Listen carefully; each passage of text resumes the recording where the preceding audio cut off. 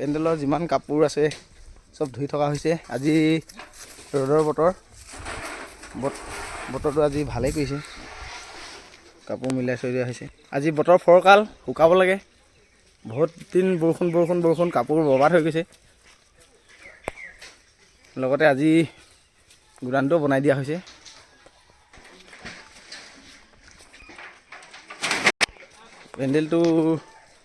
পেণ্ডেলৰ কাপোৰ বস্তুবোৰ থ'বৰ কাৰণে এইফালে বনাই দিয়া হৈছে। গুদামটো ৰিপেয়াৰিং কৰা হৈছে মানে বনাইটো। দাদা আজি শেষ হ'বগৈ নাই? আজি শেষ কৰক যেন তেনে, মানে বৰষুণ বতৰ বস্তুখিনি খেলি লৈ গৈছে। হা দাদা আজি শেষ কৰি দিব।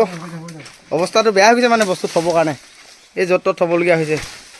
ইয়াত আছে এইবোৰ থ'বলগীয়া হৈছে, য'তে ত'তে খেলি মেলি হৈ গৈছে।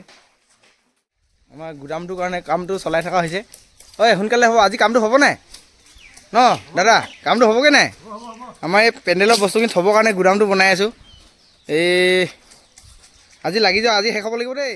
খেলি মেলি থ'বলগীয়া, ভিতৰতো থ'বলগীয়া হৈছে, অৱস্থা বেয়া। আজি যদি ঘৰটো হৈ যায় আমাৰ গুদামটো তেতিয়া চিজিল লাগিব পাৰে। এয়া বস্তুখিনি এনেকৈ পেলাই থৈছে, কাপোৰ কানি। আজি হৈ গ'লে হৈ যাব, চব চিজিল লাগি যাব। এই কাপোৰ মিলতে মাছ বেপাৰী আহি গ'ল।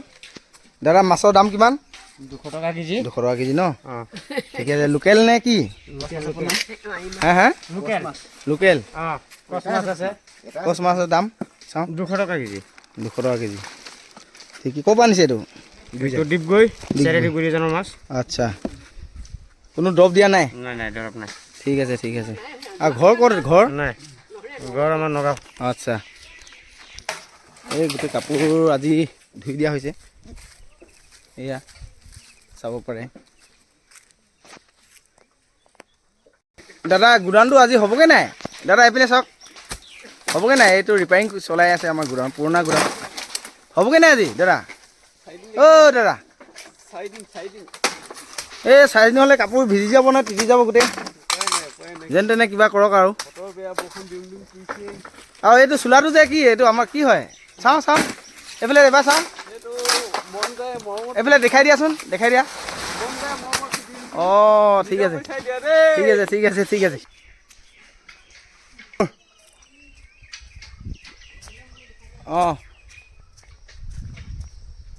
গোটেই কাপোৰ শুকাই থকা হৈছে। গোটেই আমাৰ অঞ্চলৰ গোটেই চুবুৰীয়া, গোটেই ঘৰে ঘৰে কাপোৰ।